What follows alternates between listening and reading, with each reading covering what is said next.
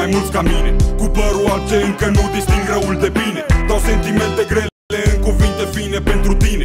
Ești împotriva tuturor de mic retine. N-ai încă buletin, dar de copilărie ai uitat de mult și gândurile stau la șmecherie, la bogăție. Tu știi că despre sărăcie se pot face multe filme, însă nu vreo comedie. Și e o zi prostă, o lună prostă sau deja un an prost. Se întreabă maică ta și tu ești furios că ești neputincios. Încep să furi fără folos că nu ești norocos și viața se transformă în haos.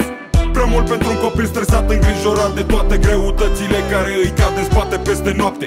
Nu-ți dau voie să respiri, te apasă poate cineva să te aducă înapoi la realitate. Da, tu nu-ți risca viața pentru niște fise, nici dacă pare că ai în față uși închise.